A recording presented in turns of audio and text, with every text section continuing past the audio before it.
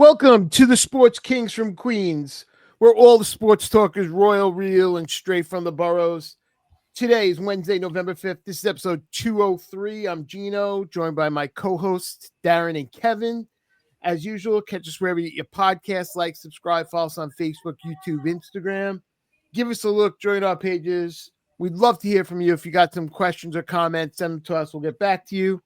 It's a football-heavy show tonight, guys. NFL about the midpoint of the year.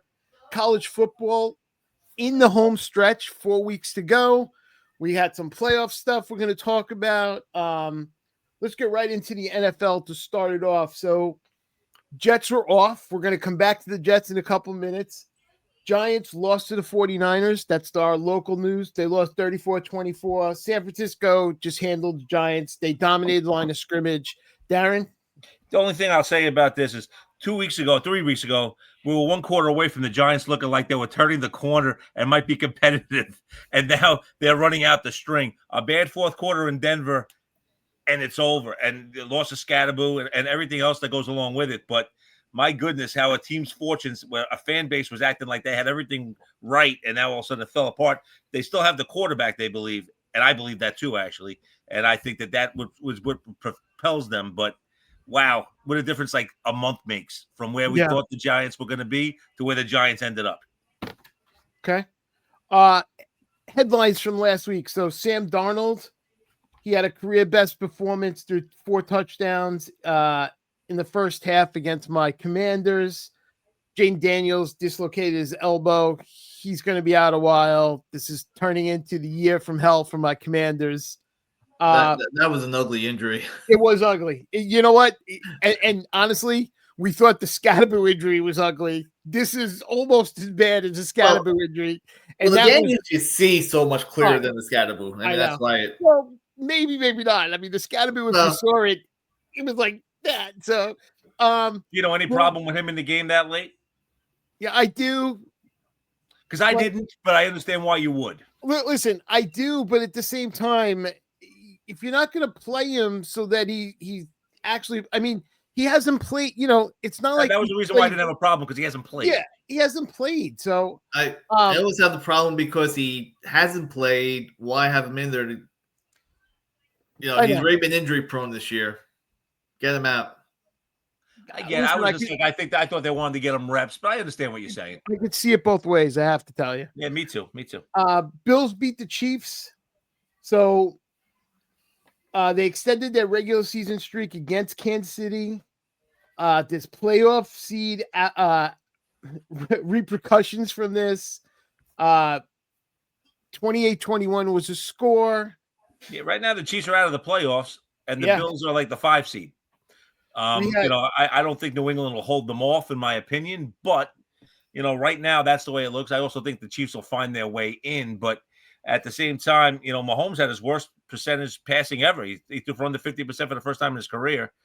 And they never looked comfortable, even though they always found a way to stay. They found a way to get back into the game. But Buffalo was the better team all night. I thought they were better. I think comfortable is the right word too. Yep. I honestly think that is the right word for that. But I still think Kansas City, like you said, Darren, I think they're in good shape. Denver's 7-2, but I still don't trust them. I still don't trust Bo Nix necessarily. And Chargers are 6-3, but with Slater and now all down for the season, they've got no offensive line. Herbert's going to get killed.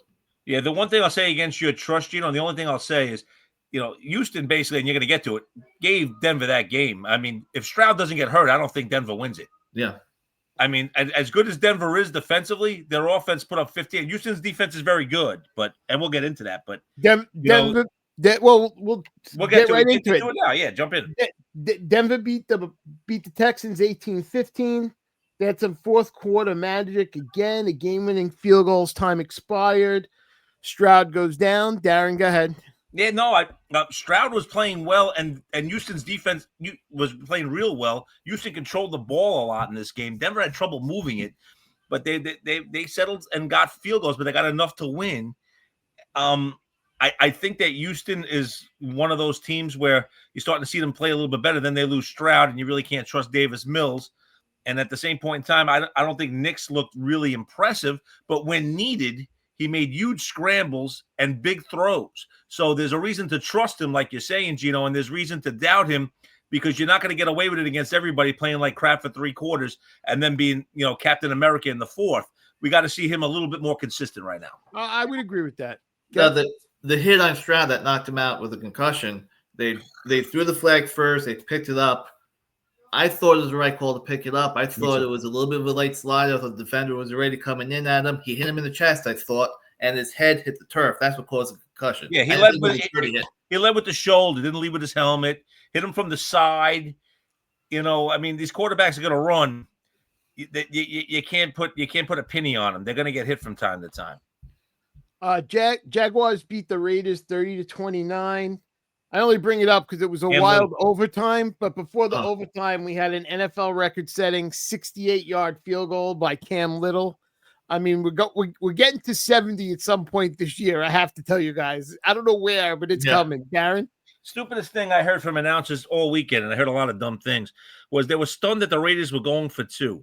Why in the world would you play for a tie with no time left on the clock? Are you freaking kidding me? Unless you're Tom Osborne in 81 against Miami in 84, whatever it was. Why in the world would anyone play for a tie in the NFL? They're like, they're going to go for 2. Like it was some sort of ridiculously crazy move by Carroll. And how they don't go to Bowers is beyond me. But that's beside the point. Vegas is 2-5. You go for the win there. If you're sitting there at 7-1 or 7-2, where a tie, that half a game might mean a difference in division title. Maybe if you're that good, you go for the tie, just avoid the loss. But when you're 2-5, you go for the win. It was the right call to make. Yeah, I didn't understand them acting like it was a crazy gutsy call. Anyway, 10 seconds left. Yeah, come on. I'll go through the rest of these pretty quick. So Ravens beat the Dolphins. Lamar's first game back from injury. Panthers knocked off the Packers 16-13. Last second field goal did it. Kev, what are you laughing at? Go ahead. I wish I had bet that last week. I said that last week. I said that was a trap game for the Packers. And it turned out to be true. And you were right on the button. And the Packers looked unstoppable the week before against Pittsburgh. And you never know what you're going to see from Love next Monday against Philly. But they couldn't do anything against Carolina, who's an improved team, but let's not get crazy. Yep. New England got they survived the late comeback by the Falcons. They moved to 7-2. Missed extra point. Yep. Kick a cut. Steelers handed the Colts their second loss. They forced 6 turnovers. Where you been, Daniel Jones? So some of them are fluky, but a little bit of hint of the old Daniel Jones coming out. Just holding that ball a little too long, not getting off that first read fast enough. Gino talked about it for 3 years. Or 2 years. Well, 3 years to us, or 4 years to us, 2 years on the podcast. Vikings handed the Lions their third loss. It's a big win for the Vikings. I mean, they needed that. They were better. Got it. They're back in this race here. They were the better team. They were. Yeah. Detroit couldn't move the ball. They bullied Detroit in the lines, both lines. The NFC North, you got 5-2-1 Green Bay, 5-3 Detroit, 5-3 Chicago, 4-4 Minnesota. We're halfway through, and this is anybody's division at this point. What is that line for Caleb? You gonna get to that game? I'm gonna get to that game in a minute. Chargers beat the Titans.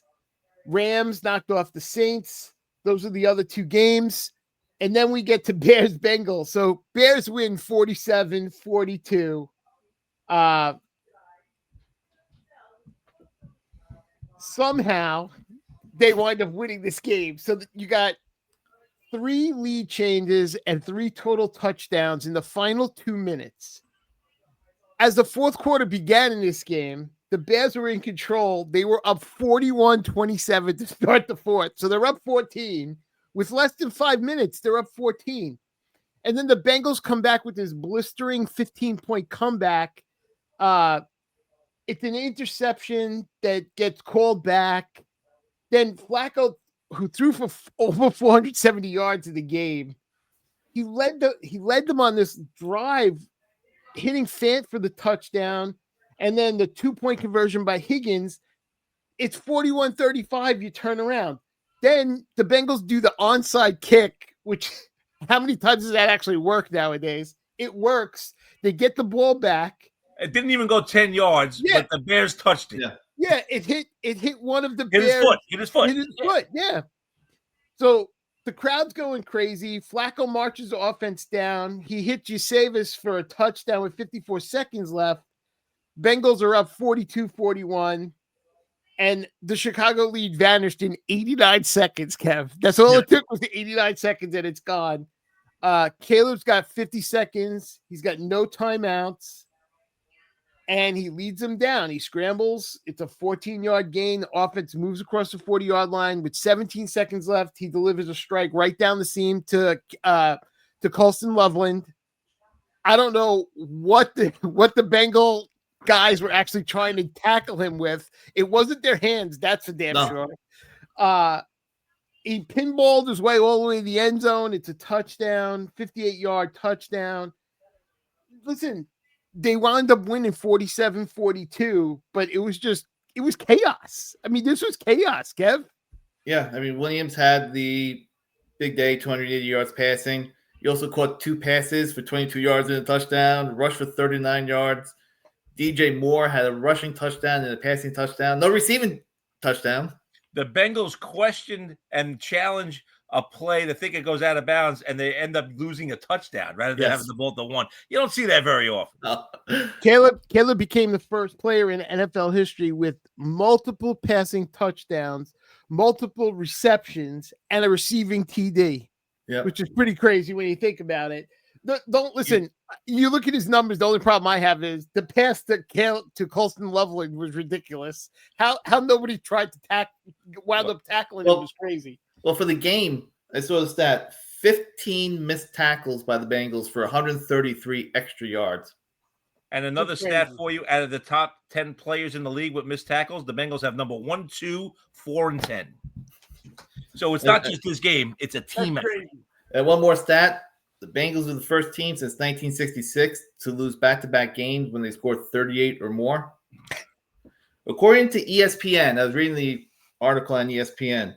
According to ESPN research, it was the second time since the 66 Jets that a team scored 38 or more and lost. So I went back and looked at the 66 Jets schedule, and I looked through it, and I went, they didn't lose back-to-back games scoring 38.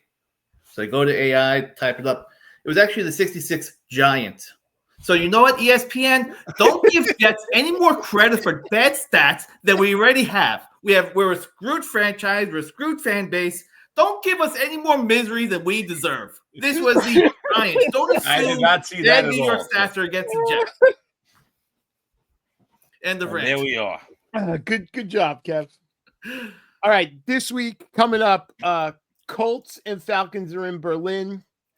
Bucks Patriots is probably a good game on the schedule. Well, this is Tampa comes off the bye, gets a lot of guys didn't practice today, so we'll see what happens there. Right. And then New England coming off their first, they won the game, but they probably shouldn't have against Atlanta. So we'll see how they bounce back.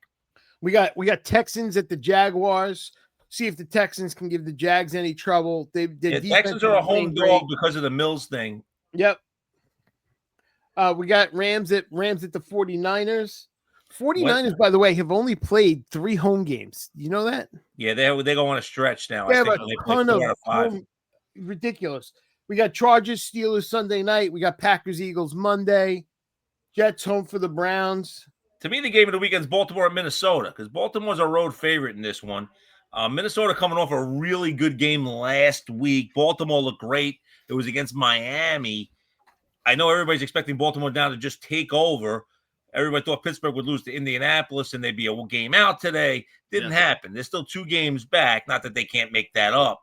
But now it's going to be, is J.J. McCarthy got something going, especially at home, or is Lamar just going to come out possessed like it looked like he did last week? It's a really interesting matchup. Yep. And you mentioned Miami. Just a real quick point. They fired their GM, Greer, last week after the game. Kept McDaniel for the rest of the year. I think he's dead man walking. Yeah, I agree with that. Well, any new GM is going to bring in their guy, you would think. Yeah. Unless they're in love with McDaniel, who's going to end up being a really good offensive coordinator somewhere. Most likely. Yep. All right. He's like what's his name? North Turner? No, New England offensive coordinator. Oh, what's his face? The guy that loses everywhere he goes. McDaniel also, right? Yeah, McDaniel also. That's right. Josh McDaniel. That's it. I think Pitt and the Chargers also an interesting game this week. Just because Chargers have no offensive line and Pittsburgh can get to the quarterback. Chargers should be better, but you get Aaron Rodgers without weather, and a Pittsburgh team that coming off their best game of the year. I think they look kind of somewhat complete against a Charger team that controlled their game. They didn't cover it, but they controlled their game against the Titans. And Herbert, I don't know if you watch this guy run. He's like Thor out there, literally Thor, not like the Syndergaard version. He runs people over. He's just bigger and strong. I was watching some sort of interview once where when he was coming out, he was working out, and none of the other quarterbacks wanted to work out with him because he just looked that much more impressive than they did. And there was just kind of a funny thing. So that one should be fun. And obviously the Monday night game is, a rematch of playoffs, Brazil, everything from last year with Philly and Green Bay, right, Jay? I mean, that's they actually got the games right this week a little bit with Pitt, Chargers, and Eagles, Packers to end the week. Yeah, it should be really good. I mean, the Sunday night, Monday night game should be excellent. Especially now they'll start flexing in and out where they need to. They can't do it. It's harder on the Mondays, but they can do it, right? They can do it now on the Monday. Yeah. All right. So yesterday was the NFL trade deadline. It delivered a flurry of trades. Really? We had the Jets. Really? We had the Jets being the major story yesterday. Sauce Gardner gets traded. Quinn Williams gets traded. Listen, the haul they brought in is just absolutely ridiculous. I don't know how the hell they pulled this off, but they wind up getting 3 first-round picks and a second-round pick. Kev, why don't you take it away, and we'll get into it a little bit. Well, the Sauce one was absolute. That's crazy. I mean, 4 years, $130 million in the off season. Figures here for the long term, and honestly, the Colts made him the Godfather offer and said, and that's it. Two firsts and Donnie Mitchell, the wide receiver for Sauce. You know what? It's a no-brainer at that point. You have to make that trade. You hope it works as well from a draft pick perspective as, very reminiscent of Jamal Adams for 2 firsts. And you hope the picks work the same way as that happened. And, hate to see Sauce go, but there's a part of me that also says, Aaron Glenn was an all-pro, Pro Bowl type cornerback for a long time in the NFL. There's obviously something that he was comfortable enough to say, yeah, for this offer, we have to let him go. Yeah. Listen, to me, it's a no-brainer. I mean, the draft capital alone is just out of control. Darren? Well, I mean, listen, and as a Jet fan, I become an apologist somewhat. Sauce has not been as effective in the last year and a half as he was in the first 2 years of his career. Now this year he was fine to an extent because they were picking on Brandon Stevens so much. You don't know. I mean, I think Sauce is having a good year. I'm not saying he's not one of the top 5, top 7 corners, top 3 maybe corners in the league. But I think they liked what they saw from Azarius Thomas. I think they thought that there was something there. And I also think that the fact is that they haven't paid him really a penny of that contract. It doesn't start till next year. So basically that $130 million, he's still on the rookie contract. The Jets really weren't on the hook for anything because they signed these guys, both him and Garrett, with their contracts not starting until their first year out. So they really do save a ton of cap money with this move. Oh, absolutely. The great thing is it was only about $13.5 million on the signing bonus. So when you prorate that or accelerate that into next year's cap, it's only $11 million in dead cap space. Exactly. For that huge of a contract. It's nothing. It's literally nothing. And then once you make that trade, I'm sure it's working in conjunction. Quinn to the Cowboys for 2 this year or 1 next year, and Maisie Smith, another defensive tackle, young guy. I mean, his first round pick a couple of years ago, underperformed so far, but he's another young guy.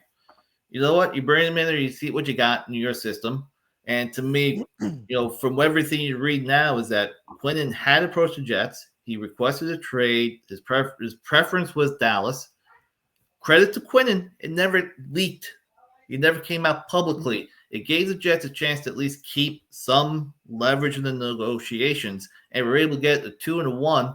And when you look at the, like for like picks, Dallas got 2 firsts for Micah Parsons, and then turn around and trade a first and a second for Quinnen.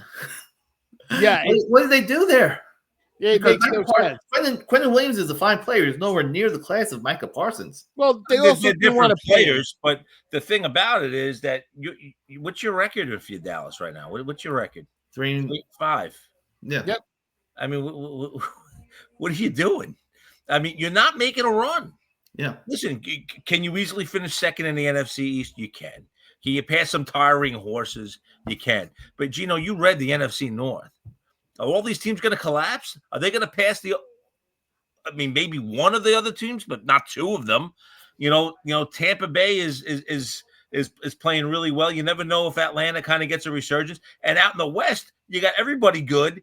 And Arizona is better with Brissett than they are with Murray. They are. So you sit there and watch this team. I mean, what's the status of Trey McBride? Has 4 touchdowns with Brissett and 2 with Murray in 20-something games and 4 with Brissett in like 3 games. I mean, he actually utilizes the weapons. So when you go through it, I don't know why Dallas is jumping in unless Jerry's like, I'm getting old and I want to make a run. But it was both holes were fantastic. Well, and that was going to exactly be my point, Darren, which is, if you're going to tell me that Indy was trying to pay a premium here because they are trying to make a run at, with the record they have playing in the division, they're at 7-2. I get it.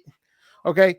If I told you that both of these trades went through and the Jets wound up getting a 26 first round pick in the deal for the Sauce and a 27 first round pick in the deal for Quinnen, you guys would have been fine without these second picks in these trades. Yeah. So, the fact that you got another first, another second is just crazy stuff. A young wide receiver and a young defensive tackle. Now, I'm not saying these guys are the answers because we don't know, but now I'm going to sit there and I don't have to see Alan Lazard anymore. I'm going to watch 4 young receivers run around and Garrett. Or 3 and Garrett and Tyler, whatever. Darren, so that's good. I want to see Mitchell. I want to see Mechie out there both, Let's see what they got. I want to see Arian Smith, and I want to see these kids also play. Let them play, and let's see who belongs and who doesn't. And Maisie, to be honest, listen, I love Quinnen Williams. He's a great Jet.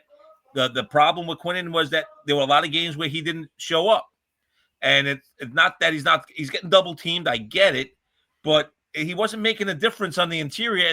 You saw the Bengals run it down our throat in the last game. He wasn't making a difference. We have enough guys in rotation that'll fill in. No one's going to push the pocket like Quinnen does a few times a game. None of them are that talented.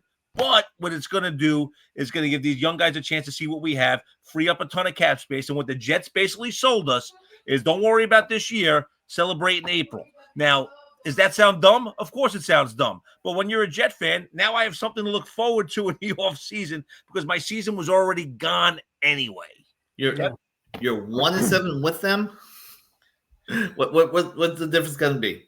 And for this year, whether they have the first pick or the second pick, do they love one of the quarterbacks? If not, you trade down, you get some more draft capital, and you look at 27 for the draft, and just to build the team so that the quarterback can come in, hopefully, whether it's a rookie in 27 or if he makes some of these big picks for a veteran.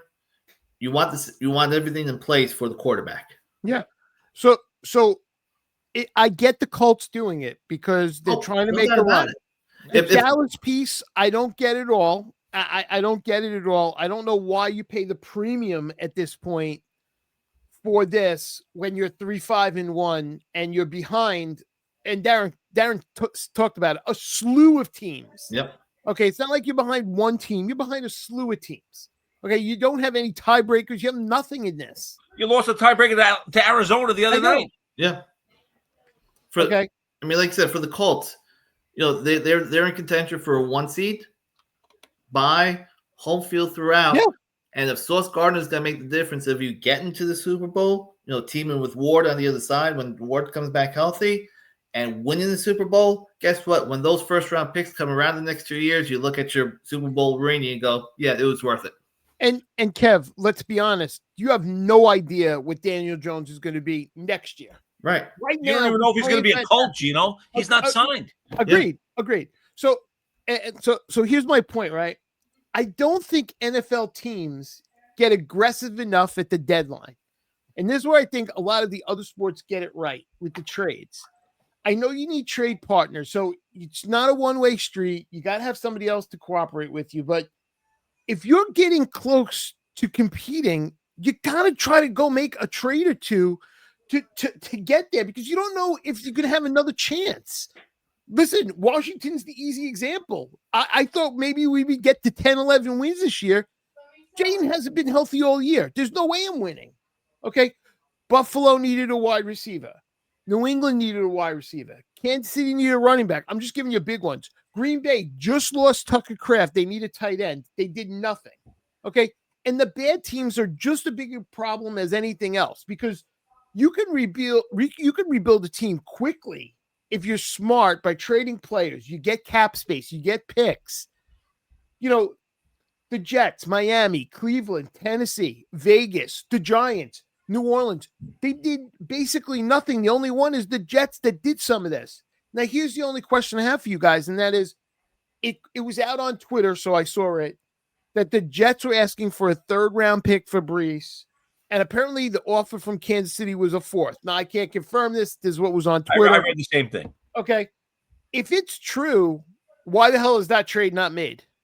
The only thing you could do right now is you re-sign Brees. Franchise him at the very worst. I would actually prefer to sign him so he's happy and not franchise him so he's not playing on a 1-year thing. But right now, if that's the case, you say, Brees, we love you. Do the same thing you did with Garrett last year and with Sauce last year, and we want you to be our guy. Yep. And you give him the $16 million a year for 4 or whatever it is. Okay. Make it front heavy. It's the only thing you can really do. The other guys, Jermaine Johnson, same thing. Jermaine said all the great things. I'm sick that they're gone, but I'm happy I'm here. Great. Now I want you to be here. I'm going to give you money too right now. And I sit there and I shore up these guys because I just freed up all this cap space. So why not shore them up? I'm still going to have plenty of room on the cap to do what I want to do. Yep. And when you look at the Jets, and listen, I know I'm rose-colored glasses. I get it. But when you look at the Jets, there's no quarterback, right? If you do keep Brees and you do keep Garrett, and from what we've seen from Mason Taylor so far, you feel like you have a little bit.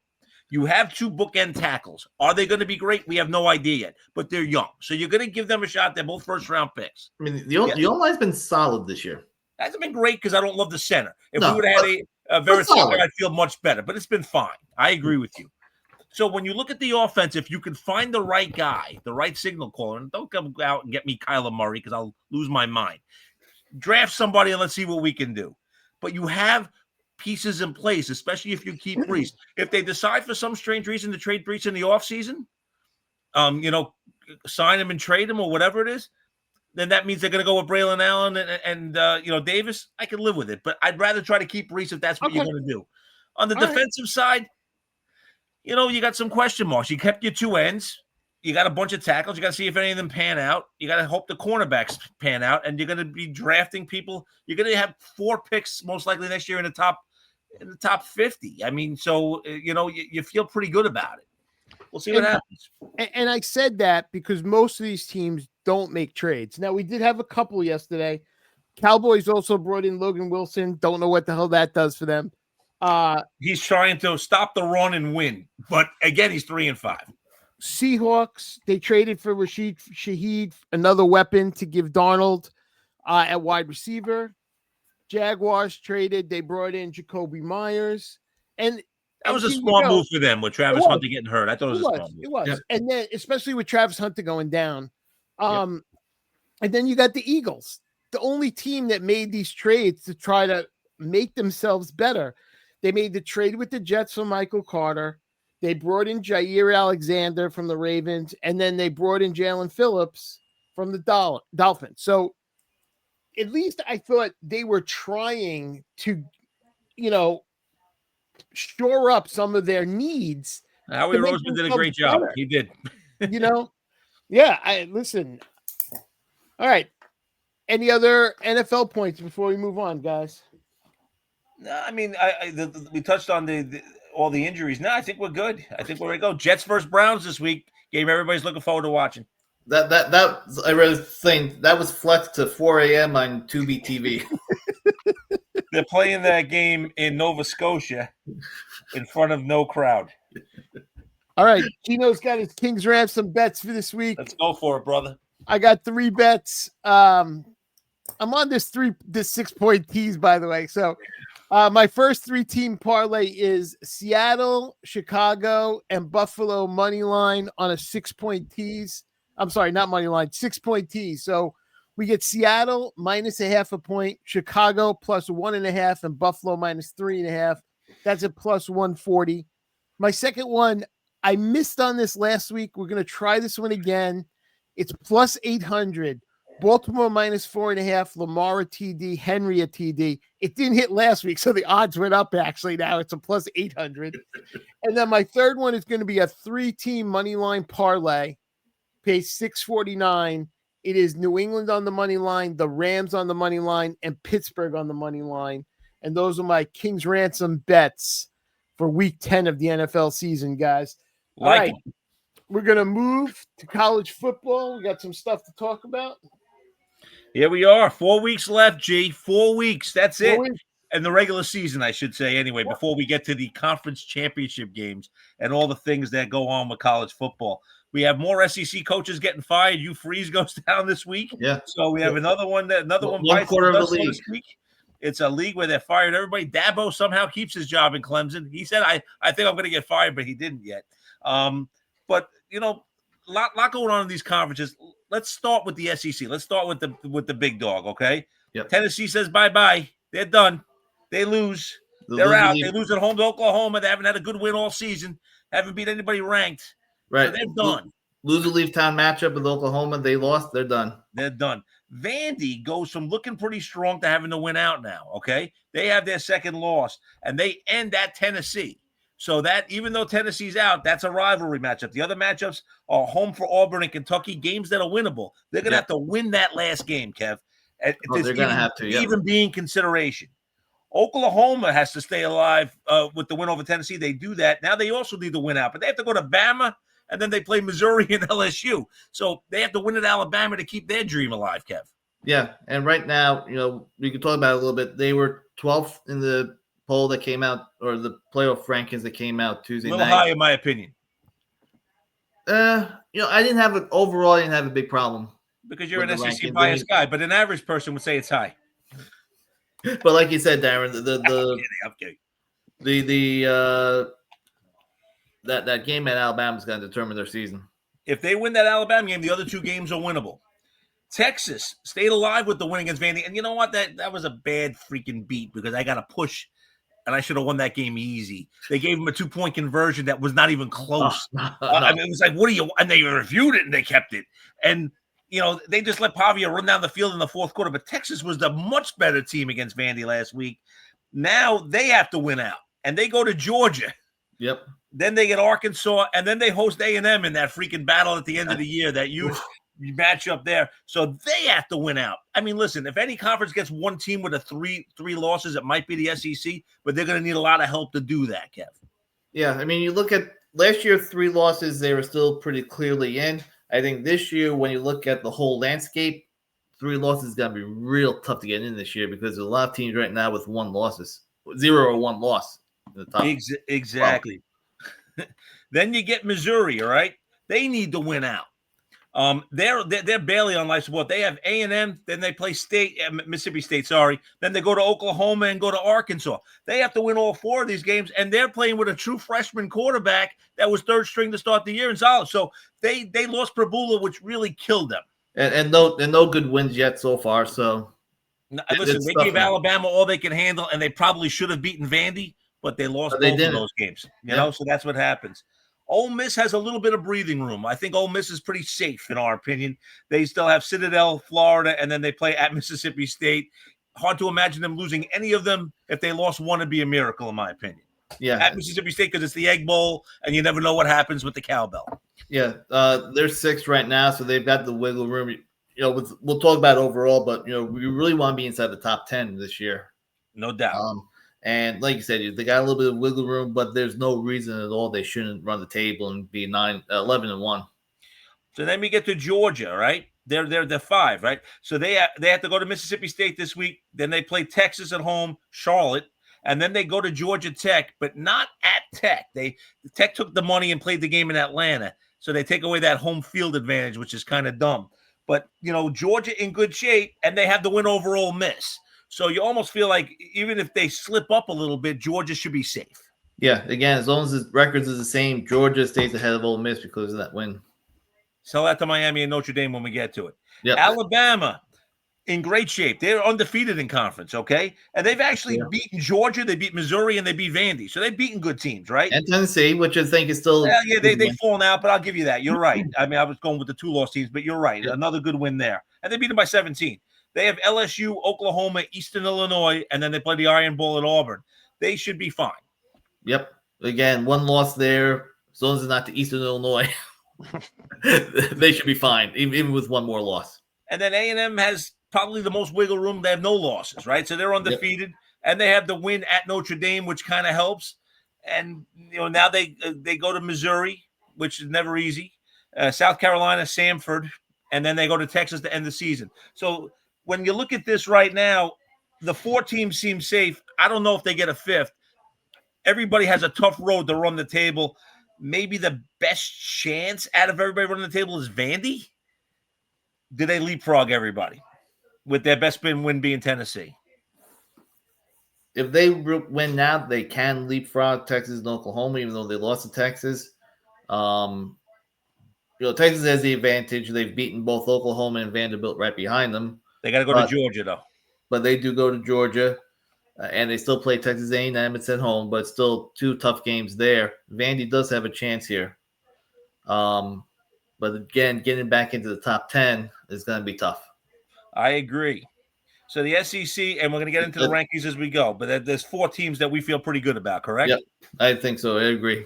Okay, the Big Ten, we say bye-bye to Illinois, who's been a fake team all season, but, getting blown out last week just knocks them out. To me, Michigan, Washington, USC all have 2 losses, as does Iowa, and they're all on the outside losing in. But I put Iowa in a different spot than I put the other 3 teams, in my opinion. To me, the 4 of them are all between 19 and 23 in the rankings. I think Iowa's overseeded, though. The College Football Playoff Committee decided, let's just throw the ball in there. It felt like, and we'll just flip a coin to rank them.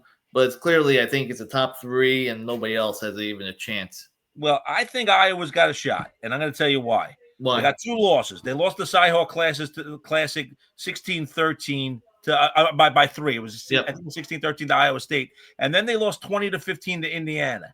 Good Nobody has played Indiana well at all. Indiana's blown everybody out. They kept them to 5. It was really 7. They took the late safety. Remember, everybody got all upset about the spread was 6.5, something like that. If Iowa beats Oregon this week in Iowa City, that flips. Because now Oregon doesn't have a good win. Because do you call Penn State a good win right now? At the time, it was still a good win. But right now, no, you can't say it. And now when you look at it, Iowa still has to go to USC, Nebraska, and they host Michigan State after this Oregon game. Oregon. 3 winnable games. 3 winnable games. I mean, at USC will be tough. It's going to be tough, yeah. And Nebraska lost their quarterback, Raiola, for the season. So it makes it a little easier. Oregon lost to Indiana, only loss they have. They have to go to Iowa. They play Minnesota and USC at home, and then they go to Washington, which has been a house of horrors for Oregon. Lack of a good win, though. They don't have one. Penn State's a good win. Yes, they have. And, with the way they've fallen off. If Iowa beats Oregon, Oregon's out. And Iowa could play themselves in my opinion. Yep. Doesn't mean it will happen that way, but it could. I think everybody else needs miracles. I think they're not better than the SEC schools. If Iowa beats Oregon, now you're looking at Iowa maybe moving up to 14, Oregon dropping to 15 type, but it gets Iowa ahead of Oregon, at least in the pecking order there. And again, when you remember this, Iowa has no good wins either. So it's not like we're talking about Iowa being great. But if they beat Oregon this week, it's a different animal, which was unfathomable a couple of weeks ago. ACC, okay? So Virginia has one loss to NC State, but it didn't count as a conference loss. So they're the undefeated team, and they're the highest seed, but they were like 14, I think, right, Yep, Kev? they were 14. So 14. So this is not a team that has a good win anywhere, right? They end the season with Wake, at Duke, and Vatech. So only tough game is at Duke. And it's not amazingly tough, but it's tough enough for the ACC. If they sweep that, they're going to be in the ACC title game with a real shot. Yep. Georgia Tech couldn't stop the run last week, and NC State with a backup running back ran it down their freaking throat. Haynes King played great. It wasn't him. Always. Yeah, he's a fun guy to watch, but Georgia Tech fell from undefeated, so now we have to beat Georgia in the last game of the season to get in. Yeah. And we gave up the home field advantage, because we wanted the cash from the Mercedes-Benz Dome there, or whatever it is. Not only Georgia, they're home, but they still got Pitt, which is still going to be a tough game. It is a tough game. Pitt's been playing real well. They actually, and Pitt has Notre Dame, Georgia Tech, Miami. They're going to they could affect all three of these teams. And Tech's only, if you want to call it a good win, was Clemson. And we've seen what Clemson's done. It goes in the same boat as Oregon. Yep, exactly. They beat Clemson. They won at Duke, which at the time seemed like a good win, but now that doesn't look as good. Louisville's the team that's most interesting. They beat James Madison, which I know doesn't mean anything to anybody, but James Madison is damn good. They beat Miami. They beat Pitt. On the road, right? Their loss was at home against Virginia. Yeah. Lost by 7, I think, in that game.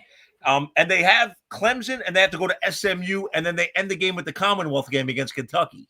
So this schedule, that's not an easy game. It's home, though, against Kentucky, but none of these games are that easy. So Louisville is a team that's fighting to get that second spot. Again, winnable games. They're going to be in each of these 4 games. The spread should be pretty close in these games, but Louisville does have a chance of running the table. So Miami looked great. They beat South Florida. They beat Notre Dame. Now they lose 2 in a row, basically, or 2 or 3. I'm not sure. But they lose at SMU, and obviously they lost at home to Louisville. So now where are they? But if Miami wins out, they're 18 and Notre Dame's 10. They beat Notre Dame.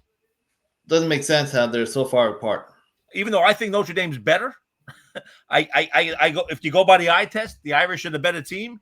Eye test it shouldn't be 8. It shouldn't be 8. If you wanted to do Notre Dame 10 and Miami 12, or Notre Dame 12 and Miami 14, I can see it.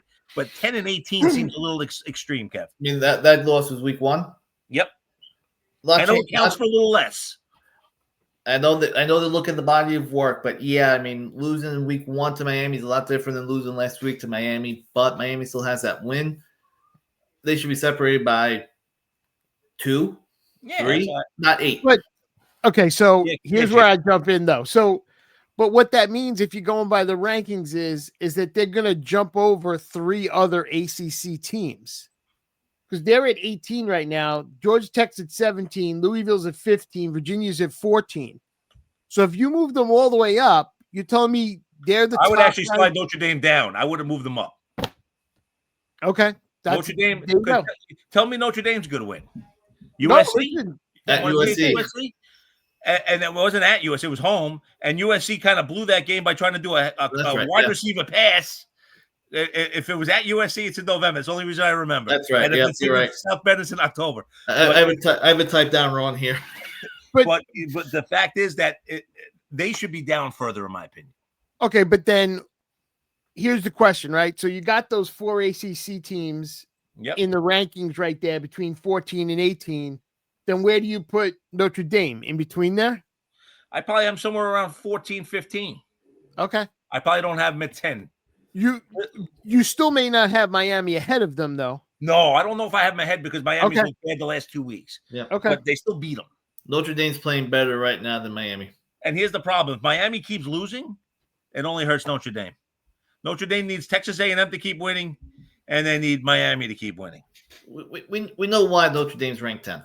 It's Notre Dame. And you know what? It's more fun when Notre Dame's in it. It's like saying that the baseball's better when the Yankees aren't in it. It's better when the Yankees are in it. Just now it's the Dodgers because that's the new team. But anyway, then we get to the finale here. We get to Big 12, okay? And before the American, before the smaller conference. Yep. Okay, so Cincinnati, they got blown out last week. The spread was right. We were all wrong. Yeah. Right? We were like, how can it be? How can it be? If you watch the game, that can be double digits. If you watch the game, that it wasn't even close. 10-15 start. There I was. I'll watch a quarter. I watched the half, actually. Whoa. So Cincinnati in trouble. Houston blows a game to West Virginia. Done. TCU, they got 2 losses. No good wins. Nope. Life support. Utah, 2 losses to the 2 teams ahead of them. They get the 13, Kev. I thought that was a little bit higher than I expected them to be. Yeah, I thought so too, because especially since BYU and Texas Tech were only 7-8, to me, if one of them was a little bit higher, if one of them was, let's say BYU being undefeated, if they were decided there was 4 or 3, then wow, that's a really great win. Still a great win, but not really great. You're splitting hairs here, but I think Utah's just a pinch higher. They could be one of the ones that slid down a little bit too. Yeah, maybe. I mean, here's the thing: Utah got blown out 34-10 at home to Texas Tech. It wasn't like they lost a 3-point game like they did to BYU on the road. They lost at home by 24. So that's where I had problem with the seeding. But these are the only 3 teams that are really alive. I mean, to me, Utah stays alive, and their ranking was higher than I expected. But you know what? BYU coming up now, okay? They go to Texas Tech this week, which is the game of the week, okay? Then they play TCU, which is still pretty good. They have to go to Cincinnati, and then they host UCF. If they lose 2 of these games, they could fall out of this. Yep. And all of a sudden, their best win would be Utah. Same thing with Texas Tech. They lose this week. They already lost to Arizona State. They have BYU, obviously. Then they have UCF at home, and then they go to West Virginia. So they don't have a tough schedule on top of that. But Texas Tech, I don't know if they can afford a second loss here. I think they have to win this game. I think they have to win this game, have both teams have one conference loss, and set it up so that BYU, Texas Tech meet up in the conference final. I think that's the way for the Big 12 to get 2 teams in here. So when I talked about it in the beginning of the year, I thought that the ACC would get 2 and the Big 12 would get 1. Now I'm the other way. That's kind of flip around. I think it goes the other way, guys. Now the American, just because it's fun. And then we'll get this done and wrapped up for you, Gino. So Navy loses at Tulane. So now Navy has to run the table. They only have Notre Dame on the road, Memphis on the road, USF, and Army. There's no way they run the table. They're done. Easy. There's not one easy game on the schedule. The easiest game is Army, and that's not easy. And that's it. That's sort of after the season, after the final rankings are released, isn't it? Yeah. It is after the season, but I mean but they should have 2 losses before that point. You would think. If you go with North Texas, they have 1 loss. It was a blowout loss at home to USF, who has 2 losses. So North Texas needs a lot. They don't play anybody tough. They have at UAB, at Rice, and Temple, but we'll see what happens. USF has 2 losses. And the beginning of the year, it looked good when they beat Boise State and Florida, but both of those teams don't look that good right now. Yep. They lost to Miami and Memphis. They should have won the Memphis game. They kind of gave it away. They go to Navy, UAB, and Rice. So all 3 of these teams, to me, are in trouble. Tulane has 2 losses at Ole Miss, and they got blown out by Texas San Antonio. If it was another team, you could sit there and say, I'll keep Tulane around. Yeah, but Texas San Antonio beat them by 20. 22. They beat Duke and they beat Northwestern. These are good quality wins for a team from the American. And get blown out by Ole Miss, you can live with it. But the UTSA loss kills them, which really leaves Memphis as the team that you kind of look at to try to get through. They beat USF, they beat Arkansas. Not that it's a good SEC team, but they still beat an SEC team. They have Tulane left. They go to East Carolina, tougher than you think, and then they play Navy. So right now, to me, Memphis is the front runner for that 12 spot. Agreed? Agreed. Especially when you look at the other ways it worked out. North Texas beat Navy. Yep. Navy's beat them by 14. It wasn't even really that close. USF's beaten UNT. By 27. And Memphis beat USF. Yep. So when you put all those together, Memphis not clearly, but they are the favorite right now for that group of 5 bid. Now, just to go through the other teams real quick, okay? Notre Dame. They have the 10 right now, so they're in. Lost their first 2. They lost to Miami and lost at home to A&M. Yep. Combined by 4 points. It wasn't like they were blown out in any of these games. They need both Miami to keep winning and Texas A&M to keep winning to make that resume look better. Yep. And let's face it, Navy at Pitt, Syracuse, Stanford. At Pitt's the only game that's left. Yeah, I mean, if Notre Dame's sitting there at 10-2, they're in. They're most likely going to get in. It'd be hard to surprise. To take them away. Their big wins though are Arkansas on the road by big, where they got the coach fired. Pittman got fired. Beat Boise State, which looked good early. We all thought that they were a team that was going to be up there. They got knocked out, and they beat NC State, who has beaten other teams. So it's actually a good win, but no consistency from NC State. James Madison, just an interesting team to bring up. 7-1. Only loss was at Louisville. They led 14-6 in this game in the third. They lost 28-14. They were in it. The only tough game left they have is really Wazoo, and they have Coastal Carolina at the end, which is somewhat challenging too. But that's what they have. But if James Madison runs the table and Memphis loses one more, could they get that 12th spot? No great wins. Yeah, their only loss would be at Louisville by 14. Something to look at. The other team is San Diego State, who was not picked to be this high. Their only loss was a blowout to Wazoo. They got blown out by Washington State. They did. They lost that game badly. They've given up 80 points in 8 games, 10 points a game. Out of those 80 points, 60 of them were over 2 games. They gave up 36 to Washington State and 24 to Colorado State. So the other 6 games they played, they've given up 20 points. Their defense has been outstanding. They have no good wins either. But if they win out, James Madison happens to slip up, and Memphis loses a third game, do they have a chance of getting the last spot? I mean, these are conference champions. With the conference championship win, they'd both be 12. Either one would be 12-1. Yep. And you got to compare that against, whoever wins the American. If it's Memphis right now, if Memphis wins out, of course they're in. But if they slip up, now it becomes even more open. I'm just saying there's a lot to go into with this. So that's where we kind of are. This week, a couple of big games. Oh, I'm sorry, G, go ahead. So I was reading about how the committee that does the selection is using the new record strength metric. And I wanted to hear what you guys had to say. So I'll just give you the rundown. So apparently they're placing greater emphasis on wins over quality opponents this season while minimizing the reward for beating teams with sub 500 records. And it's designed to go beyond overall records, provide deeper reasoning where teams are slotted and why. So essentially, record strength is how well an average top 25 team plays against their schedule compared to the other teams. Are you guys good with this? 11 and Oklahoma's 12. Right. And are you guys good with this? Because it's better. I think it's better. From what I read, why is the NCAA basketball not doing this as well? Because that's a great point, and you're 100% right. This is exactly what we always complain about, basically, is that if you don't do any kind of comparison against similar teams, you're never going to come up with anything. Yep, absolutely. I agree with you wholeheartedly. Yep. So this week, just a few features just to bring up, and then we'll move on from college, okay? So Iowa at Oregon, we talked about it a little bit. Oregon 6.5-point favorite on the road at Iowa. It's a big game, okay? We have Missouri at hosting Texas A&M. A&M a 6.5-point favorite at Missouri. Big game for both teams to stay alive. Navy, Notre Dame, just got to mention it because it's Navy, Notre Dame. Both teams, either team loses, they're out. That's that one. And then the big one, Gino. Oh, high noon, because why not in Texas? Jones AT&T Stadium, beautiful Lubbock, Texas, where Gino's been many times. ABC's the network. We get the 8th seed, the Cougars of BYU.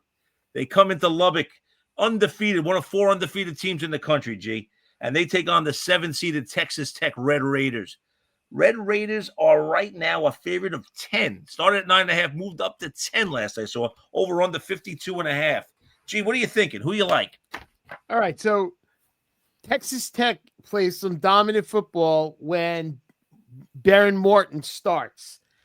They haven't played a game within 20 points when Morton has started.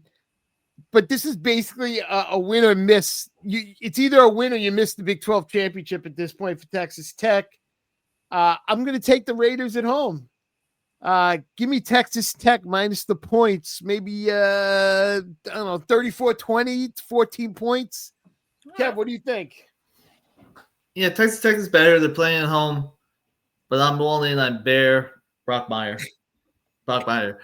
This kid's so fun to watch. He's my second favorite quarterback to watch, right behind Haynes King.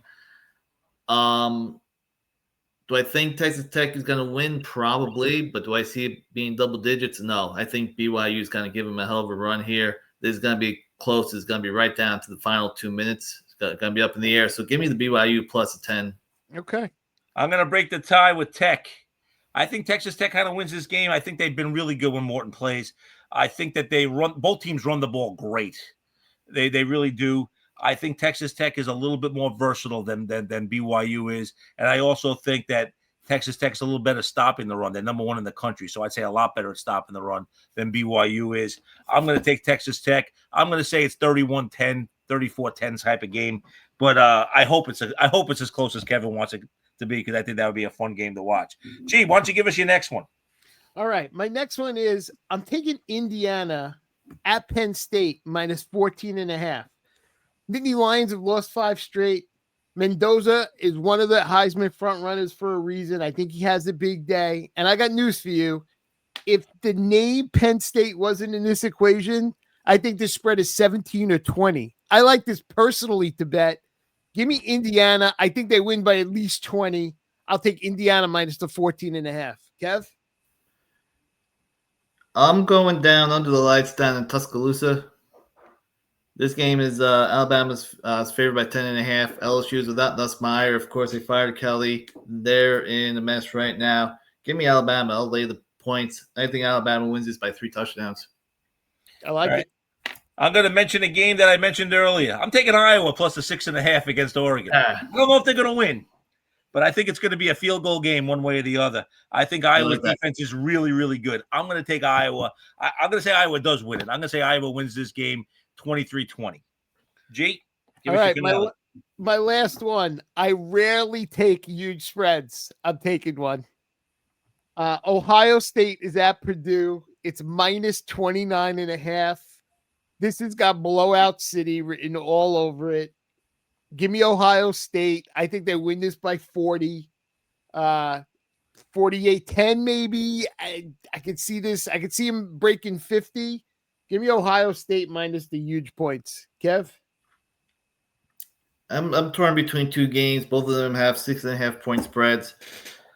I like A&M giving the 6.5 at Missouri, but I'm afraid of Missouri playing at home. This is a desperation game for them. Vandy, I think, needs a big comeback here, bounce back win. They're playing Auburn at home. Give me Vandy minus 6.5 at home against Auburn. All right. I kind of like A&M too. I'm going to go with a game that's a little off the board. I'm going to take Kentucky getting 3 at home against Florida under the lights in Lexington. I think it's a tough place to play. They played under the lights last week and won in Auburn. Let's see if they keep that momentum going. Florida's in a little bit of disarray. I'm going to take the Kentucky Wildcats, and that's our college picks for this week. G? All right, so before we move on, I got a 4th bonus game for you because we brought up all this Memphis talk, and they play Friday night. Tulane is at Memphis minus 5.5. Memphis averages 38 points a game. Tulane averages 25 points a game. The point differentials are ridiculous. Tulane is plus 3. Memphis is plus 166. Tulane's coming off the huge bad loss. We talked about it. I think Memphis blows them out. Minus 5.5 to me is an easy pick. This could get wild, I think. 38-17, 38-10. Give me Memphis in a 4th bonus pick for Gino. All right. Love it, G. Love it. Okay, cool. All right. One other college football note. Yep. Really local for me, Army. You know, they're about 20 minutes from my house. They played Air Force this week. This was a 10-10 game after 3. Army, typical Army drive, 13 plays, 75 yards, 8 minutes, takes a touchdown lead. Air Force comes back. They fumble and recovered at the Army at their own 17. They face a 4th and 1 at the 26, their own 26. They go for it. They get stuffed. Air Force takes over, marches the 26 yards, ties it up 17-17. And you're thinking, okay, this is going to overtime. They're not going to do anything. Well, somehow, some way, Helms hits Anderson for 42 yards to get all the way down to the Air Force 12. A couple plays to run out the clock. 27-yard field goal. Army pulls it off 20-17. The importance of that game, that means Army-Navy is also for the Commander-in-Chief trophy, which just adds a little something more to the game. The funny thing on the 4th and 1 play, Kev, is he had the hole. And the guy just stuck his hand out at the end and just tripped him up maybe about a quarter of a yard short. I mean, he was real close. But Helms had it. And I couldn't believe they went for it, but I thought he was going to get it. Anyway, story for another day. Kev, you have a few gems to go over, no? Yep. So we talked about Miami and their struggles here lately. After November 1st, under Mario Cristobal, Miami's 4-11. I don't know if you realize that they fall apart late under Cristobal. I did not realize that. Two long conference losing streaks ended. Florida State gets their first conference win since September of last year when they beat Wake. Mississippi State breaks a 16-game losing streak. They beat Arkansas 38-35. Their last win in conference in 2023 was against Arkansas. And Arkansas's last win was against Mississippi State. There you go. In 24. They should just schedule each other so somebody gets a win every year. There you go. Duke's Darian Menza, the quarterback. 2,500 yards this year, 21 touchdowns, only 2 interceptions in 8 games.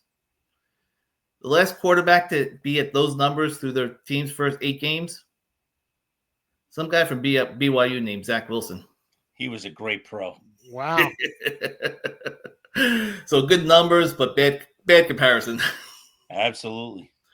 In the NFL, Gino, this is up your alley. Green Bay this year is the only team to lose 2 games in which they were more than touchdown favorites.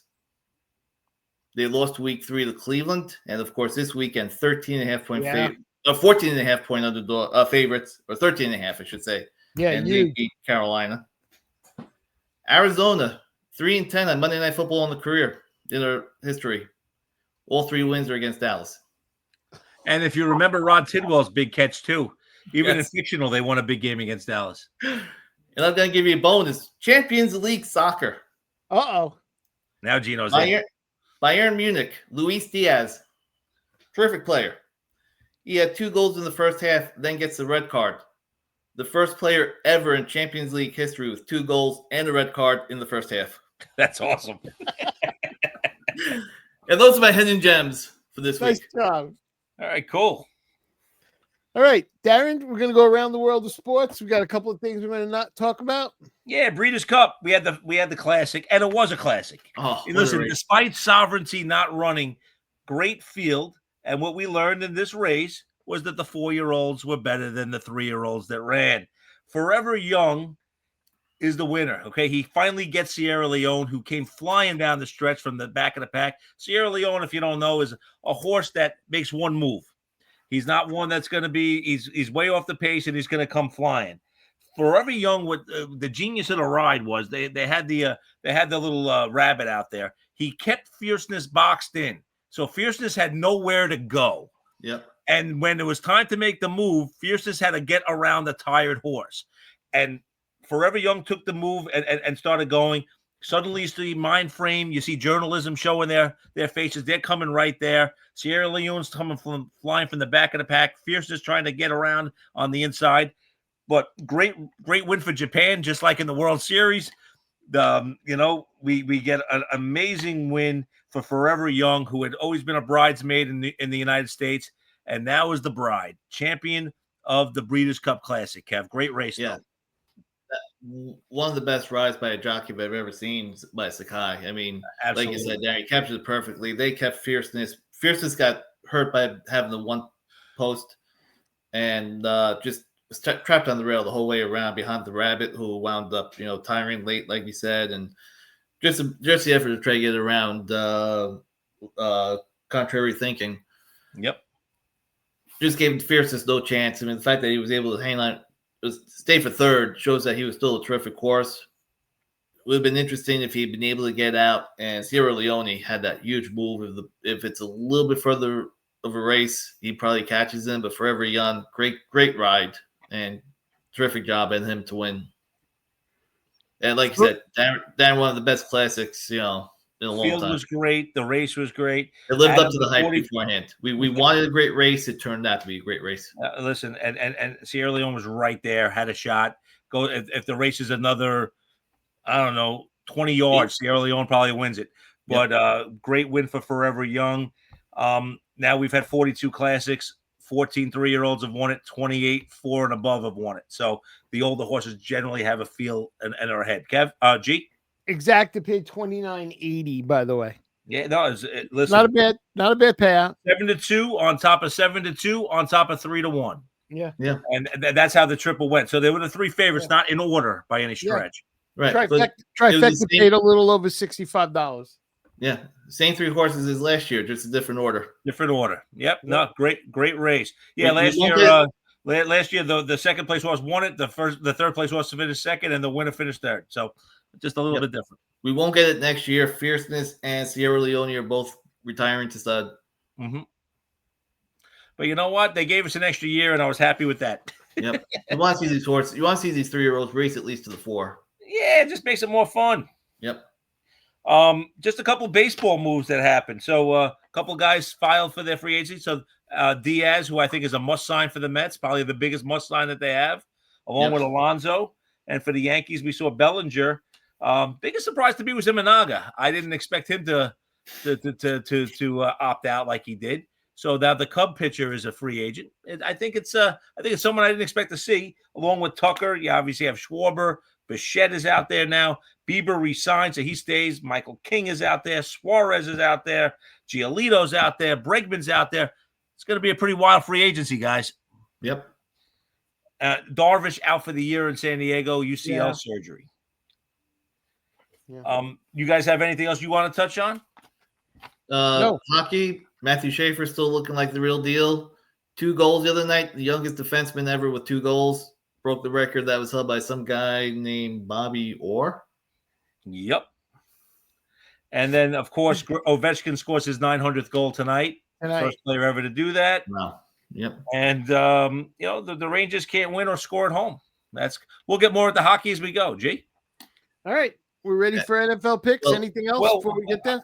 I just want to give you guys a couple of hidden treasures, but you had something else, Kevin? I was just going to say NBA, the Knicks are treading water right now. I think Mike Brown's still trying to get used to the roster, get used to the rotation. Compared to the last 2 years with Tibbs, at least he's playing 9 guys, 10 guys, Let's see what he can figure out with the rotation. And unfortunately, local to us, the Brooklyn Nets are still the only winless team in the NBA. They won tonight. They did bring Indiana. So I believe that they won tonight, if I'm not mistaken. So 112-103. The Nets covered in 1. So now there are no winless teams. There's one undefeated team, and that would be the Oklahoma City Thunder. Yep. All right, buried treasures. Just a few things to go. We'll start with an NBA one since we just brought it up. Orlando Magic center Orlando Robinson. He's the first player in NBA history with both of his names on his jersey. Because Orlando's on the front, Robinson's on the back. Okay. Horse racing. Flavian Pratt had an amazing weekend. Okay. On Sunday at Aqueduct, he had 10 mounts. He won 7 of them, finished second in the other 3. Wow. Yet that's not the most wins ever in a day. On October 31st, 1987, Gino, I know you were there. Aqueduct. I was there. Chris Antley won 9 races across 2 tracks. He won 4 at Aqueduct and 5 at the Meadowlands that night. So he won 9 that day, but not the same track. Wow. College football, quick point. Only 3 teams this season have allowed 24 points or less in every game. The number 1 team, Ohio State. The number 2 team, Indiana. And one of these things is not like the other. Auburn, who's 4-5. Wow. David Ortiz, if we're going to go into Major League Baseball for a second, had a career on-base percentage of .380. Very good.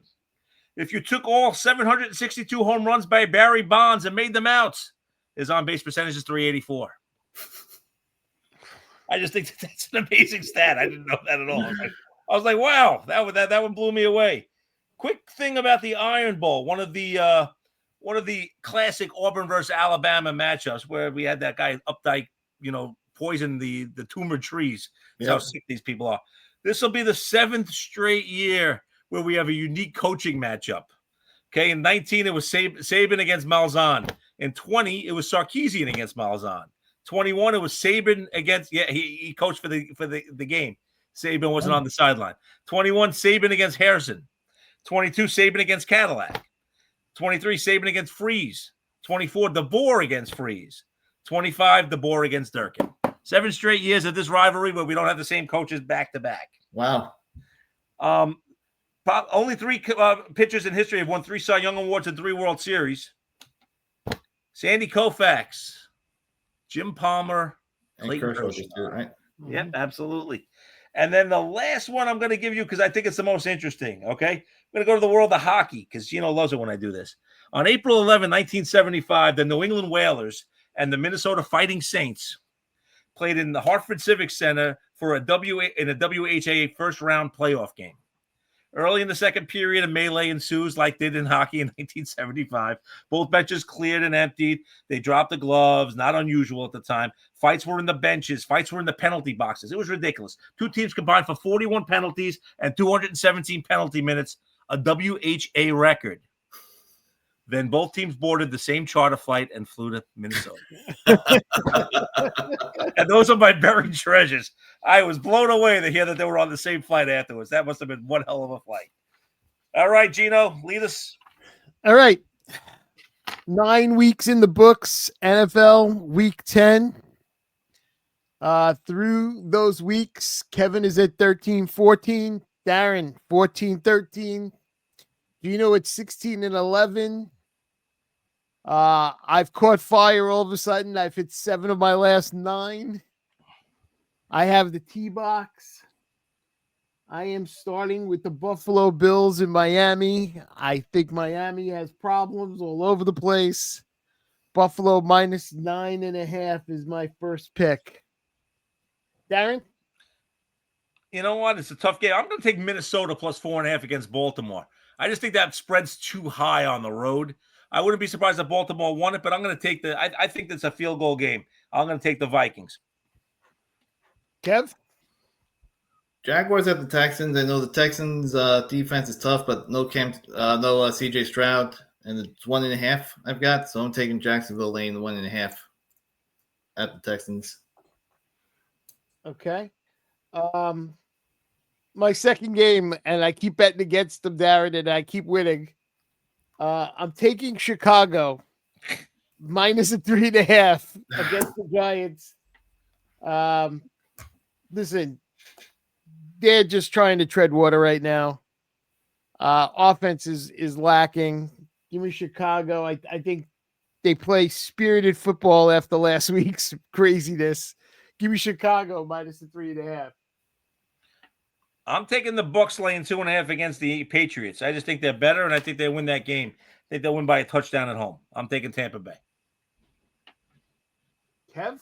I've picked against them a couple times now because they're just a putrid team. Chalk is showing nothing. Panthers minus 5.5. I think they win this one by double digits easy. Yeah, I'm with you. I think it's a good pick. All right. My third one, Darren, I'm all over him. I'm still all over him. Give me Seattle at home minus the 6.5 against the Cardinals. I've never done anything you've liked this much rather than pick Seattle to be really good this year. Listen, you know what, Darren? I watched them a little bit. Their O-line is good. Their D-line is good. And it shows the way that the rest of the team plays. You could tell. It doesn't matter if Ken Walker's in there or Charbonnet's in it. It doesn't matter. They give Darnold plenty of time to throw the ball. Jackson Smith and the Jigba's been great. Last week, they went to Horton. They went to all these other guys last week. He connected with 4 touchdowns, and it was all different players. Give me Seattle minus the points. I'm going to take Detroit minus 8 at Washington. Sorry, Gino. I just think that Detroit's going to bounce back in this one. And unfortunately, my problem is that Detroit usually doesn't play well in Washington. But I don't think this is a typical Washington team right now. I just think Louvu is getting suspended. I heard all this stuff going on. I'm going to take Detroit laying the 8. It's actually 7.5 at this point. I'll win 31-23 and be happy. All right, fine. Kev? I like the Bears. I like the Lions. I like Carolina. So there you go. Good. At least I got one of yours. I like 2 road teams. Both are dogs. The big matchups this week. Give me the Eagles plus 2.5 of the Packers. I think Green Bay's going to bounce back a little bit, but the Eagles seem like they might be turning their season around here. It just feels like they've got that edge back, and I think this is their chance to start to take off a little bit, maybe even get home field. I mean, that's still very much in play. Give me the Eagles plus 2.5 at Green Bay. I love that, Kev. In fact, I love the Sunday night, Monday night. It may be a Sunday night, Monday night underdog parlay for Gino in Pittsburgh, Philly. I like the Steelers plus the 3.5 at the Chargers, and I think mostly because of the offensive line issues with the Chargers. Yeah, it's a very concerning game, which keeps me away from it because I feel like the Chargers are better, but they have no line. Yep. Yeah.